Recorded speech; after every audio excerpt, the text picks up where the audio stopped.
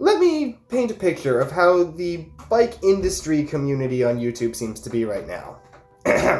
The bike industry's in trouble. Why the bike industry is failing. Brands desperate to get rid of 2022 stock. This brand is done. That brand is dead. Another brand has major problems. This is the end of the bike industry. And my cats are being really, really loud. My fellow bike people, chill folks. The bike industry is a bit of a mess right now, but I'm gonna let you in on a little secret. It always has been.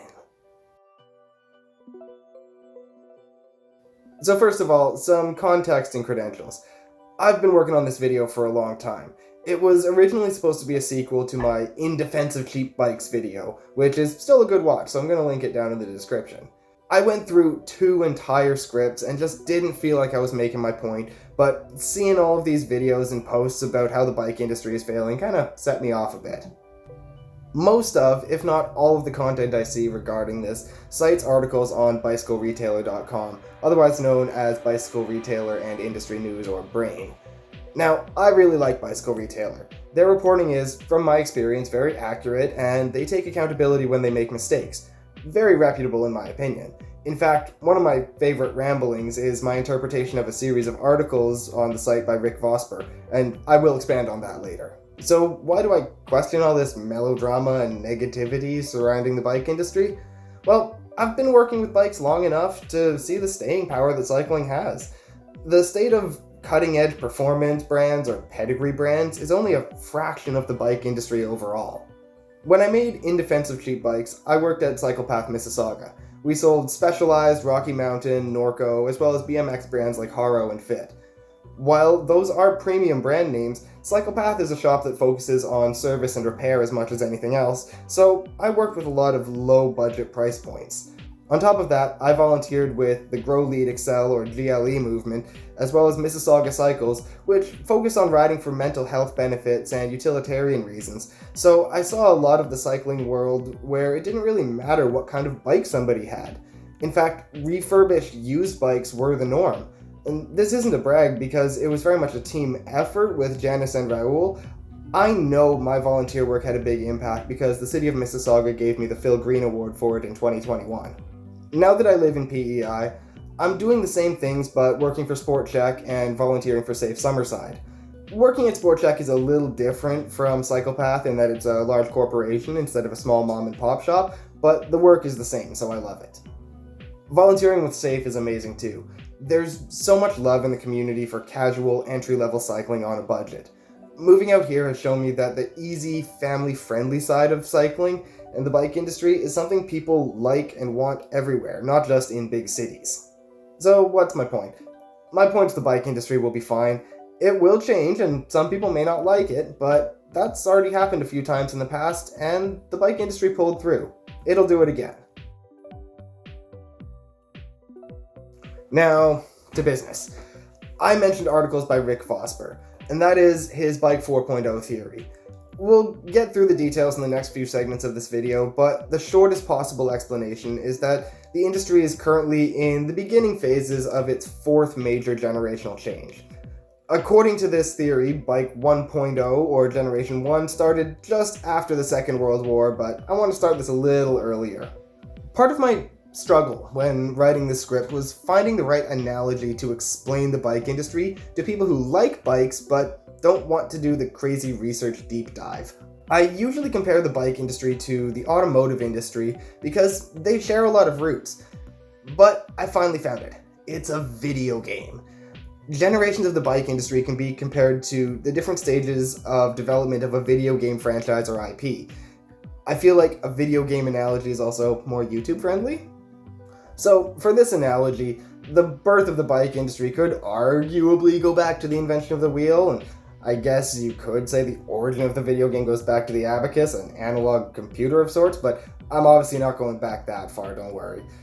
With bikes, I want to start with Carl Dreiss and his 1818 patent, the Lauf machine. It was basically a Strider run bike, the things the kids use, but adult-sized and made out of wood.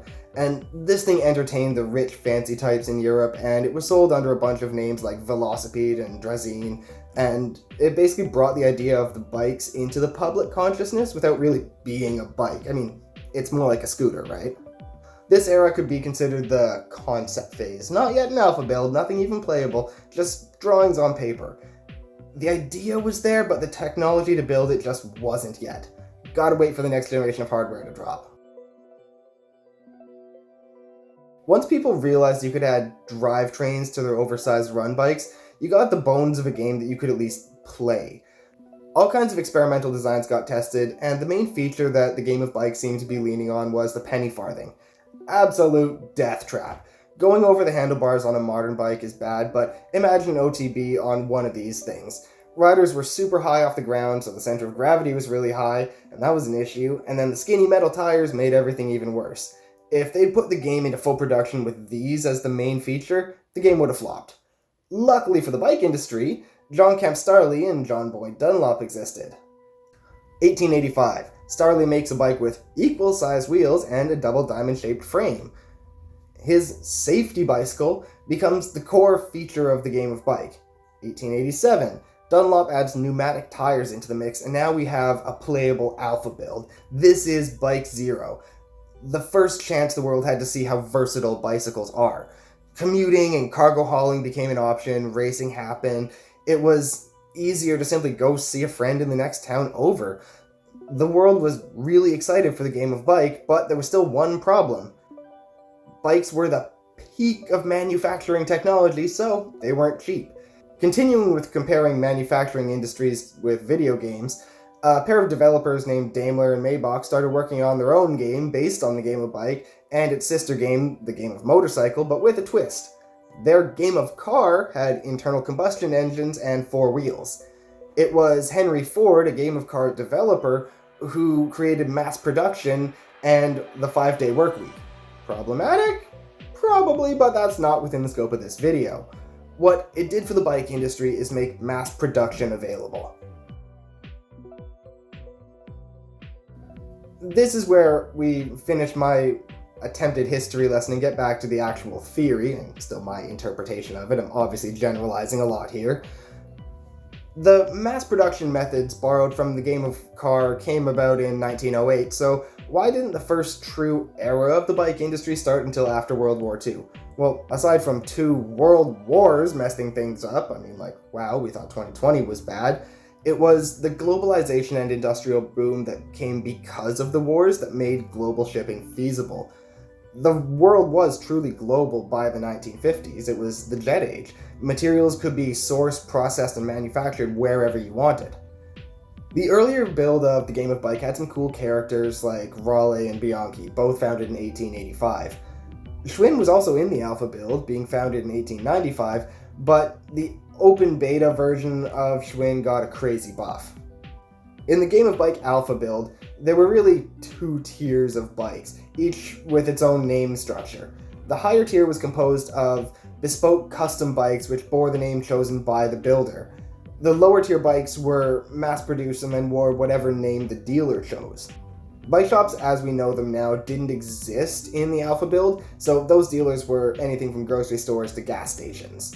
The newly buffed Schwinn did away with all that. They mass-produced their bikes, but they were very innovative and high quality.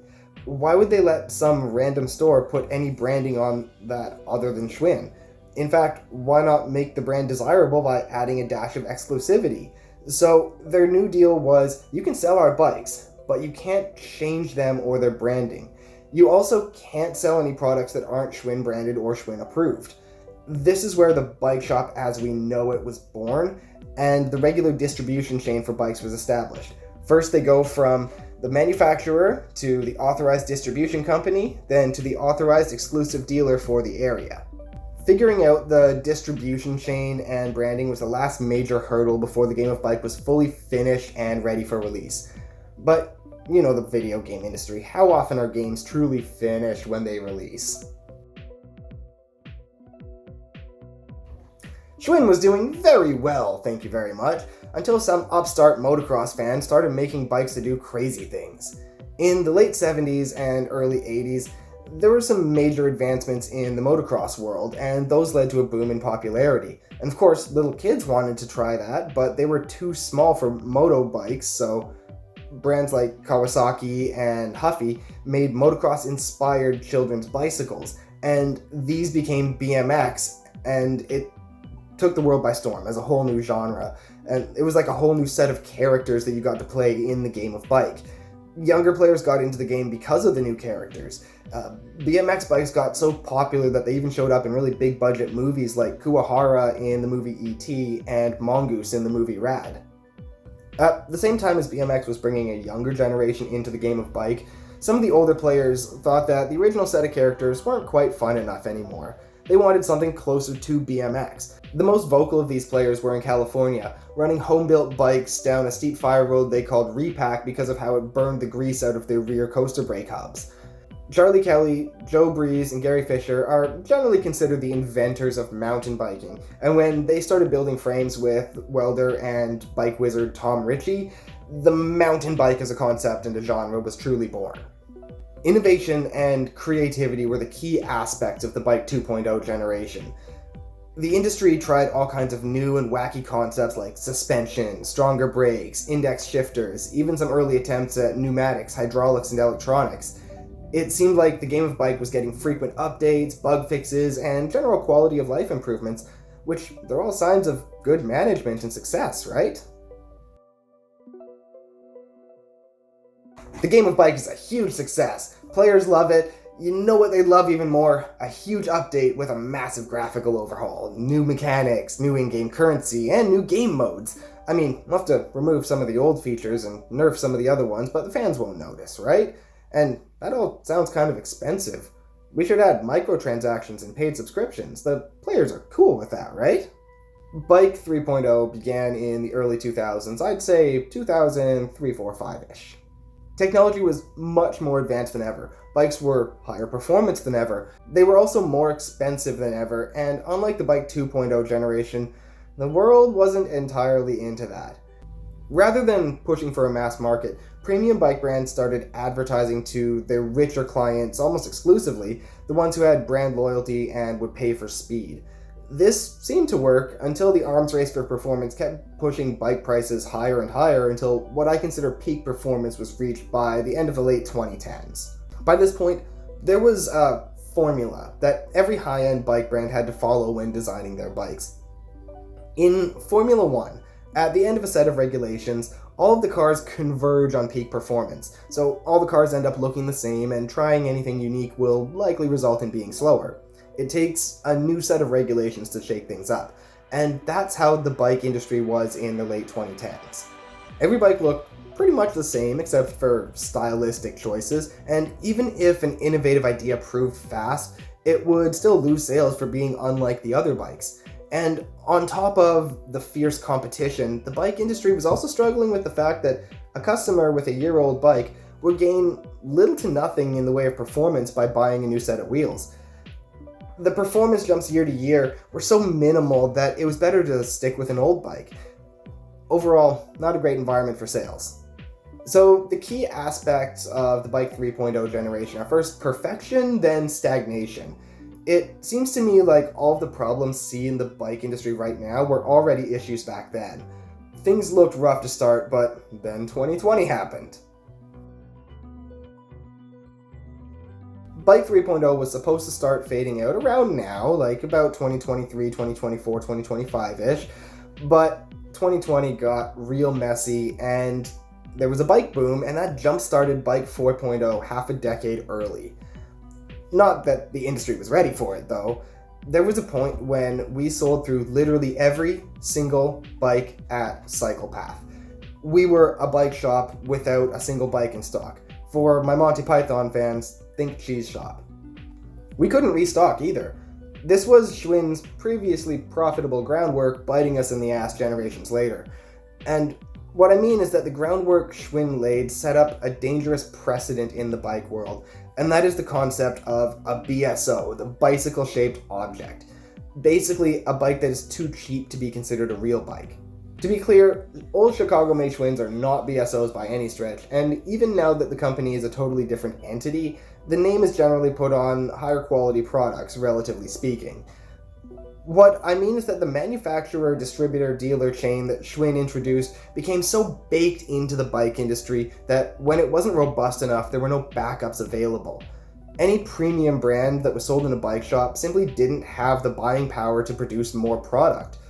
BSOs, however, were available because they were still being produced by big corporate retailers who had their own distribution channels set up. Yeah, a lot of department stores sold out of bikes quickly too, but they were able to restock. That's the key. Now that the bike boom is over, some of that market has seemingly dried up. People had to wait quite a while or buy used when someone else jumped off the bandwagon to get a high-end bike, but basically everybody who wanted one back then got one. And there's also a strong used market, so why pay for new?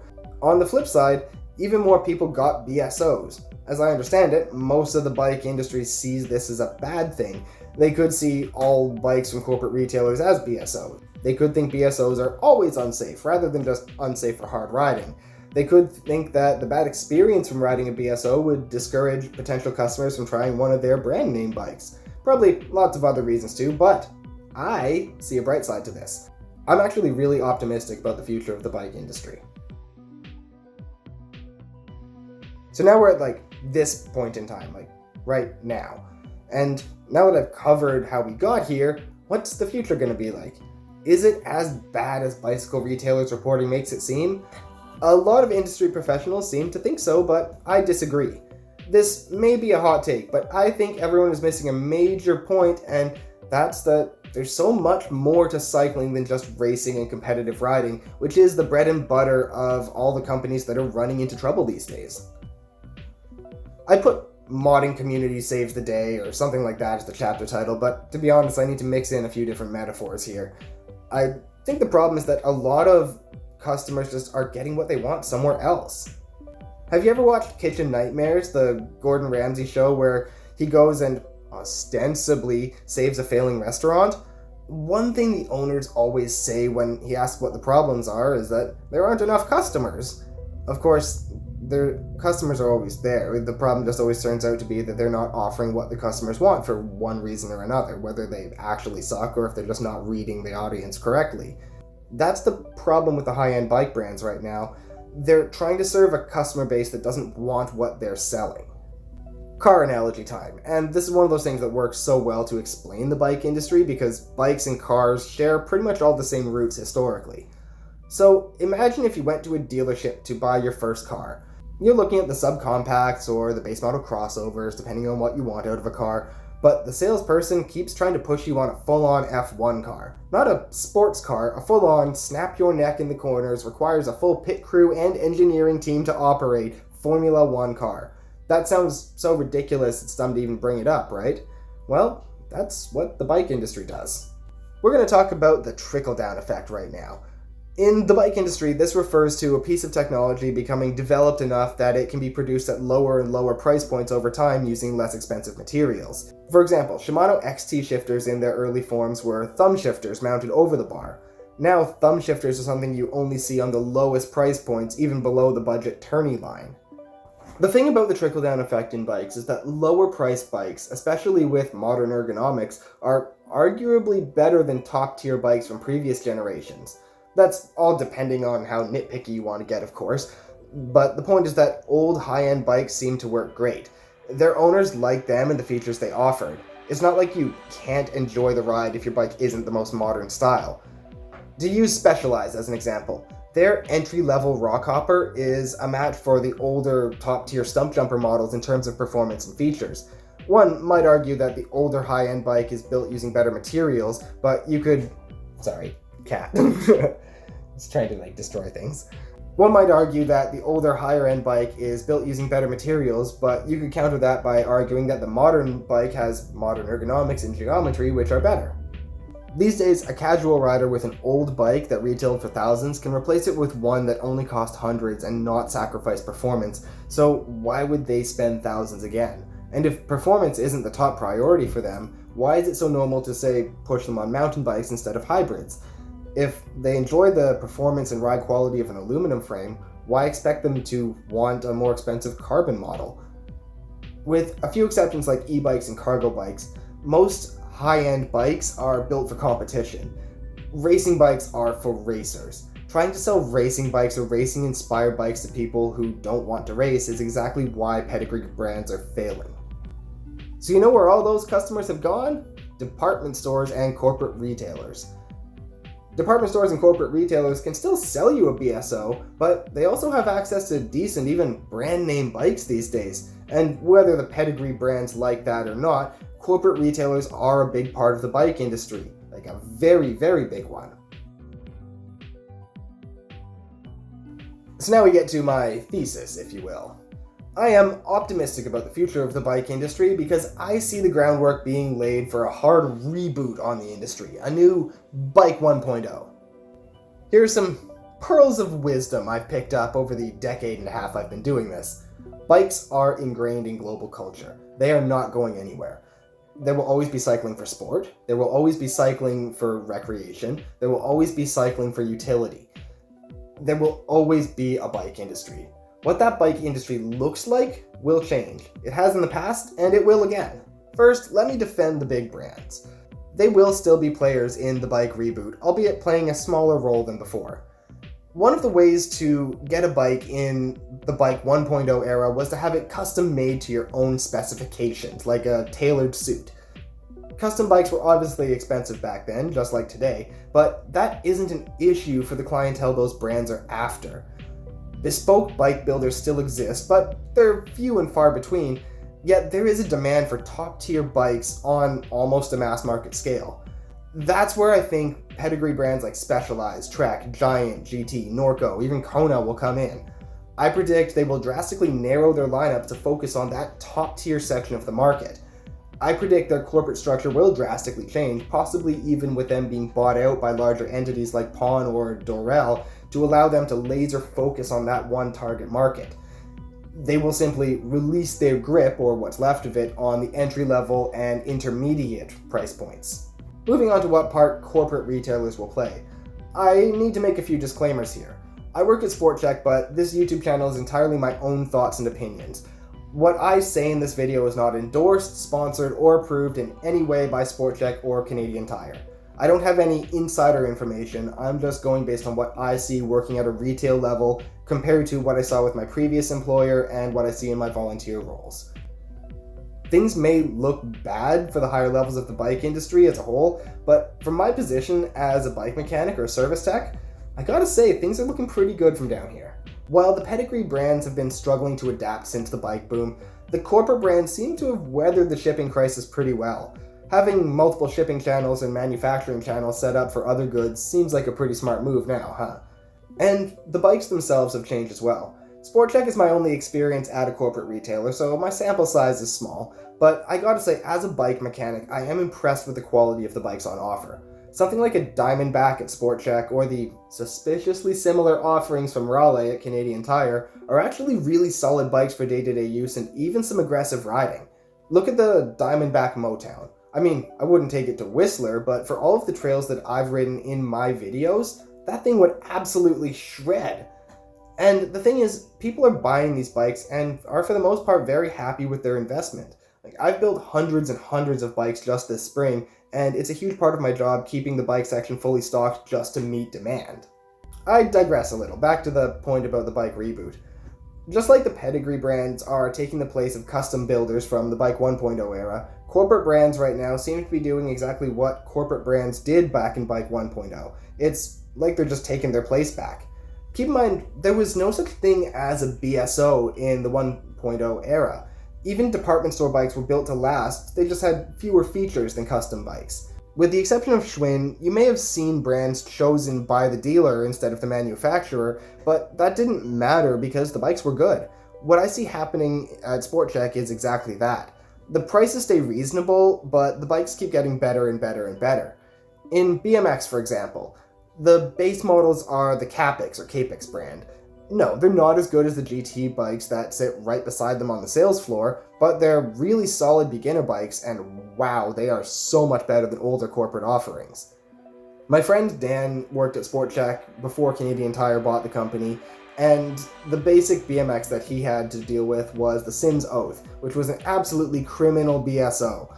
I don't know about other companies, but the leaps of progression at Sport Chek show me that the corporate side of the industry has done a really good job of future-proofing itself. There is one thing that I see putting corporate retailers like Sport Chek in a better position than others, and not to brag, but that's people like me. Service techs, bike mechanics. The ones who can make a service shop run the way it's supposed to. Walmart doesn't have a service shop. Well, they do, but it's for cars, just like Canadian Tire. Sport Chek is more comparable to the American Dick's Sporting Goods or the British Halfords. Time for some myth busting. A lot of people think the service shops in big stores suck.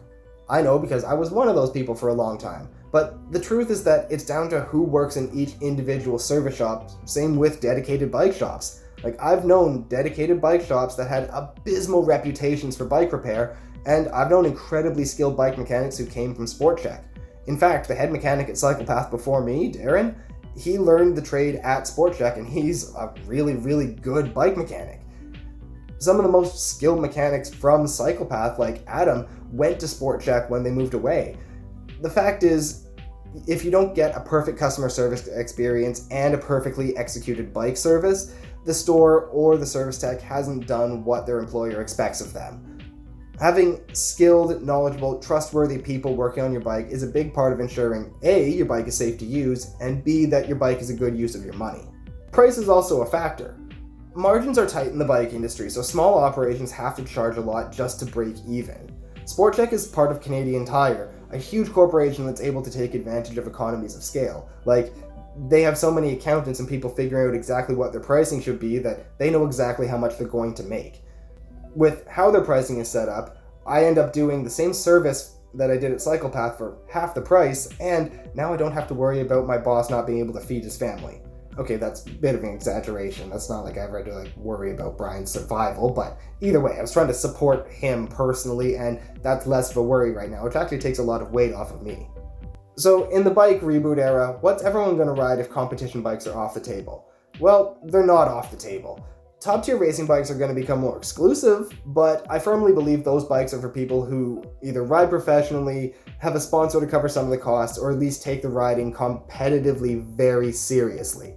In my opinion, an under $1,000 mountain bike is more than capable of any kind of racing or hard riding that your average person can throw at it. But seriously, my point is that racing isn't everything. Let me highlight a few categories that seem to be getting a lot of attention right now. Hybrids and cruisers, basically anything that is comfortable and user-friendly. Here on PEI, the Confederation Trail is a big thing. It's a rail trail, meaning it's hard-packed gravel over an old train line, so there are no steep grades and it's very smooth. Hybrids are the perfect choice for most people to hop on there with the friends or family, or just use it to commute to work. There are also tons of beaches and boardwalks on the island, so cruisers with fenders, squishy seats, and big swept-back handlebars are really hot right now. E-bikes. Yes, they count as cycling as long as they're pedal assist and limited on power. The misconception some people have is this idea that e-bikes are electric motorcycles. They're still a workout. They take the load off your muscles, but they keep your heart and lungs pumping, so you can get a great low-impact cardio workout on an e-bike. And because you don't feel how much you're working, you go longer and get an even better cardio workout. They are the perfect recreational bikes if you can make the investment. They're also perfect car replacements in urban settings because you can commute without getting sweaty. BMX bikes. BMX hasn't been the most stable section of the bike industry since its first big wave in the 80s, but it has a lot going for it. My favorite thing is that BMX bikes are the most fun and the lowest maintenance you can get for your dollar. The thing that seems to be reviving BMX in pop culture is the aesthetic. Wheelie bikes are the newest rethink on BMX, taking old brands and looks from the 80s and putting them on big bikes that have opened up whole new disciplines of freestyle tricks. Brands like SE Racing have been onto something for a while now, and their old rivals like GT and Haro are getting in on the wheelie action. BMX bikes of any size are just the perfect way to hang out with the squad in an urban setting.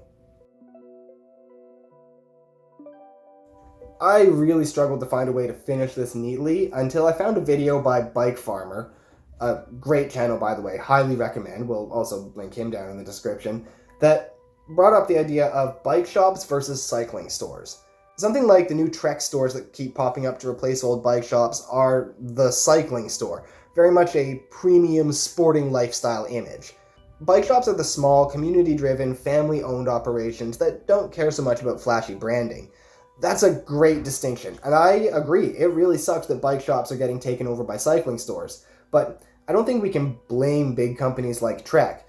Remember the history lesson at the beginning of this video? The Schwinn structure basically boxed the pedigree brands and their dealers into a very strict segment of the market that simply doesn't exist anymore.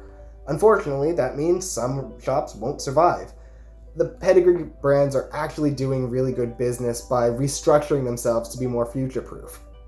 But cycling stores by this metric focus on a very specific target audience that doesn't shop at bike shops anyways. The bike shops who are able to adapt and change their focus to casual, recreational, and commuter markets will always have a place in the industry. For the ones that fall to cycling stores, it's up to corporate retailers like my employer to pick up the slack using economy of scale to offer better prices for the same services that a bike shop otherwise would. I'm no economic analyst or accountant, but I see high demand for bike shop services on a daily basis, so I know the industry will always have customers. There's also the fact that, in my opinion, corporate retailers like SportCheck are in a prime position because they can use their vast resources to tune each store to its local audience, striking a balance between cycling store and bike shop. The key to survival for any bike brand or dealer is flexibility. Times change and the industry goes through wild generational shifts, which is exactly what's happening right now. If they can adapt to provide what their customers want, they'll survive. If you're someone who just has a casual interest in these things, rest assured there will always be a bike industry to keep you riding. If you're somebody who works in the industry, especially at a shop level, I want to convey that you are the ones with the power to be the modding community and save the industry. You may not be able to overhaul how your business works overnight, and there are some rules you just can't change, but you have the power to talk to your customers. It may be awkward trying to find out what you're missing, but find out. Ask them. Try and find out what part of their dream cycling experience you don't offer. Being involved with bikes is a lifelong learning process, so even if you've worked with bikes your whole life, there is something else you can learn, and the best people to learn from are your customers because they are your community.